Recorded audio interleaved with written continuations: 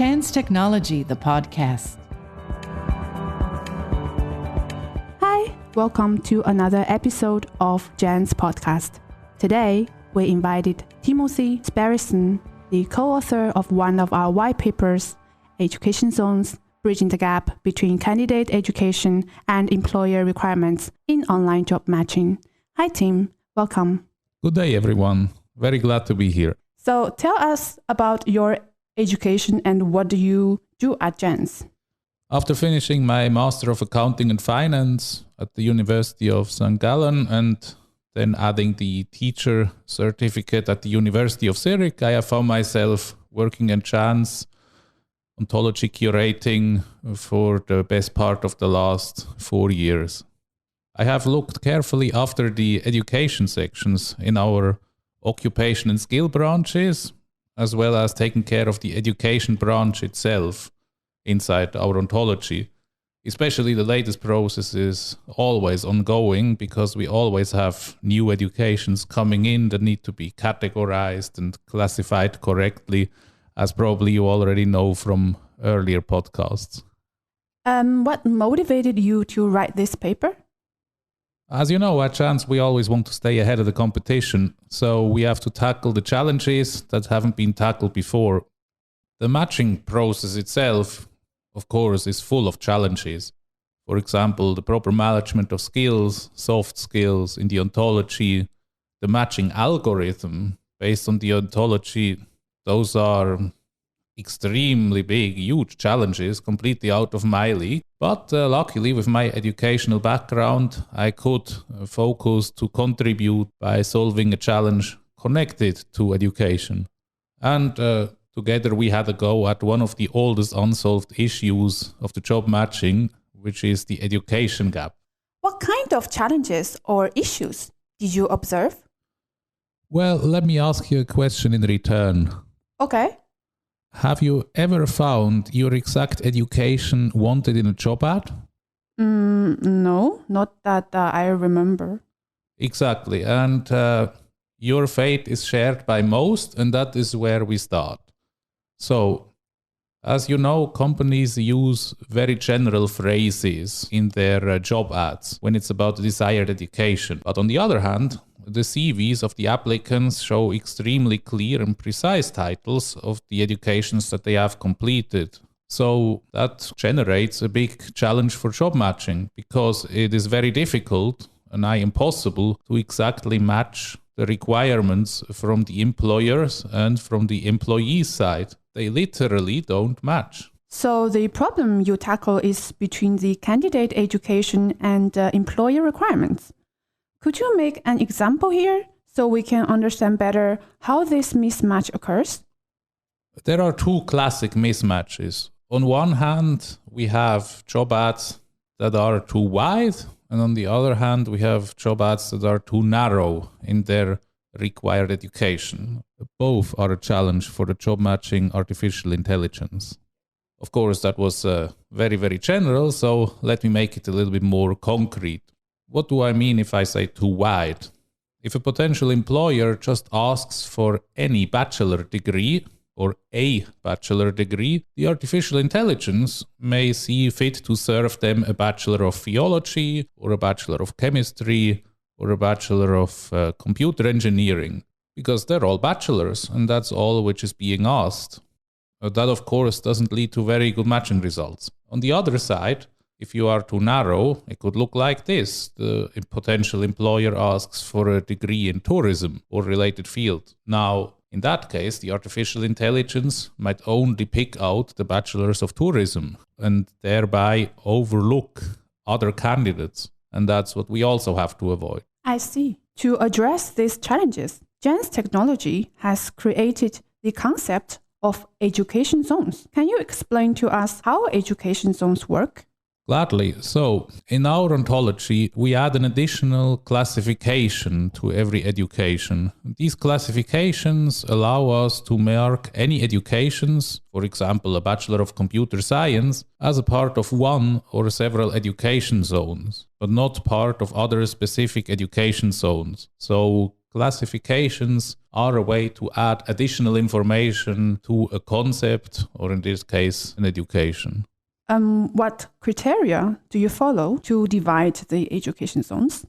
Well, if you look at the tourism industry that I mentioned before, it quickly becomes clear that many ways lead to a career in tourism. And our ontology or our matching algorithm has to present that fact. Tourism is not a classic field of educations, but a multifaceted, multicolored zone in which many different educations are united. You don't have any entrance exams like in medicine, and many ways lead to a job in tourism. So our aim is to catch what could be considered a valuable entry to work in tourism.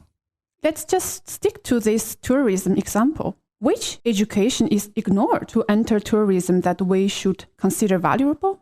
As mentioned before, when the artificial intelligence is looking too closely at the word tourism, they would be in danger of ignoring cooks, hospitality managers, or travel agents. None of them have the word tourism in their degree or in their education titles, but they all end up in the tourism sector in the end. So it has to be our aim as JANZZ to make these connections visible for our artificial intelligence. When we can make these connections visible for our artificial intelligence, we avoid the errors connected with keyword matching. And for that, we use the education zones. So it means we fill the education zones with different educations related to fields like tourism, thereby prevent the matching process from proposing educations outside this zone. So to make the connection visible, which is by labeling the data, you have to add the label to both CV and job description sites. Is it correct? Yes, we add the information on both sides using our parsing software, and at the end, all of these data is represented in our ontology and can be worked in both directions. And the concept of education zones is most beneficial, as mentioned before, when the companies use phrases like educational background in something. So, as you know from your own job searching experience, that happens quite a lot. And we have tried to develop an instrument to solve this issue.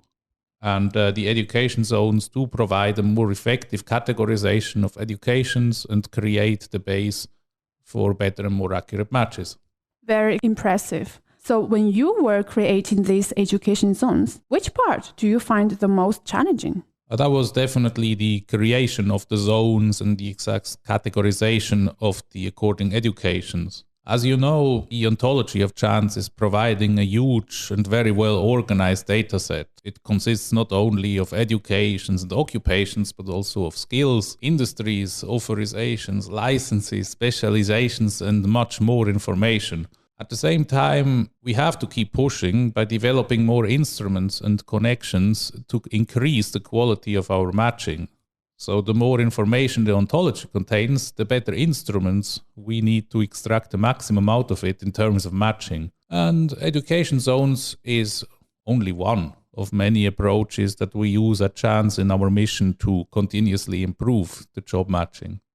Is this process of creating the zones and the exact categorization a purely manual process? The creation itself is purely manual data entry, yes. But then the implementation of that information requires more complicated matters, calculations, and so on. But for a closer look at that, we would need another entire podcast. You're welcome to another podcast with us. Thank you. Well, I'm not the expert for that, but I'm sure you will find the expert somewhere else in JANZZ.technology. So to come back to the education zones, we do generate helpful additional information, and this information can be used as a filter or a funnel in order to prevent mismatches or make matches that would normally be overlooked. Are you in the progress of adding more features to these education zones or matching improvement in terms of education part? Right now, I would tend towards the later of those two. The biggest challenge is trying to make sure that we organize the huge variety of educations. This sounds a lot easier than it is, because even within educations, the same word in the same language can mean a different thing in another country. Best example is the Spanish bachillerato, which can mean very different things depending on the country. So the challenges in the education sector are never ending. We do strive to continuously integrate all possible concepts and to put them into the right relations so our matching results can be the best possible. But even then, you also have to take other things into consideration. Education is one thing, but then as life and career goes on, the experience is being added on top of it. So depending on who is searching a job or what kind of candidate you're looking for, we would have to put more weight on the experience than on the actual education, particularly when the education is 20 years ago. Correct. Thank you, Tim, for joining us today. My pleasure. You can find the link here to the white paper on the description of this chapter or on our website. Thank you for joining us today. We encourage you to continue listening to this podcast to understand more about the challenges of working with skills, competencies, and qualifications, among others. Subscribe and see you soon.